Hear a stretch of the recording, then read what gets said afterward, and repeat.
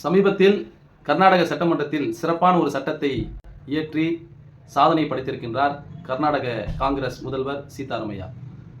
அவர் கொண்டு வந்திருக்கக்கூடிய சட்டம் சாதாரண சட்டம் அல்ல, நாட்டிலே சங்கிகளுடைய குரல் வலையை நெரிக்கக்கூடிய சட்டம்.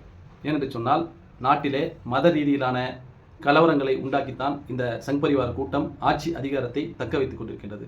அதற்கு ஆப்படிக்கும் விதமாக இன்றைக்கு கர்நாடக சட்டமன்றத்தில் hate speech and hate crimes prevention act 2025 என்ற பெயரில் வெறுப்பு பேச்சுக்கள் மற்றும் வெறுப்பு குற்றங்களுக்கு எதிரான சட்டம் என்ற பெயரில் இந்த சட்டத்தை கர்நாடக அரசு கொண்டு வந்திருக்கின்றது.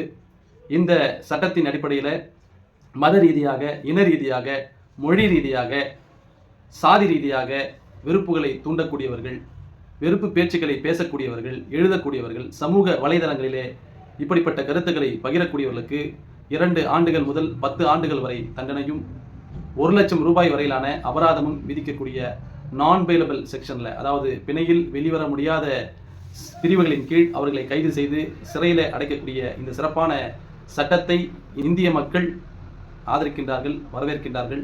கர்நாடகா மட்டுமல்ல, நாடு முழுவதும் இந்தியா கூட்டணி ஆளக்கூடிய மாநிலங்களிலே இந்த சட்டம் உடனடியாக கொண்டு வரப்பட வேண்டும். குறிப்பாக நமது தமிழ்நாட்டிலே திமுக அரசு உடனடியாக இந்த வெறுப்பு பேச்சுக்கு எதிரான இந்த சட்டத்தை இங்கே கொண்டு வர வேண்டும்.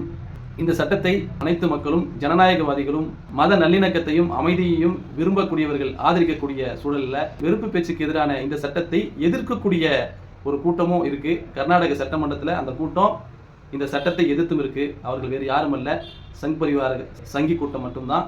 அந்த சங்கி கூட்டத்துக்கு எதிரான இந்த சட்டம் சாட்டையை சுழற்றட்டும், கலவரத்தை தூண்டும் சங்கிகள் சிறையிலே கதறட்டும். நன்றி.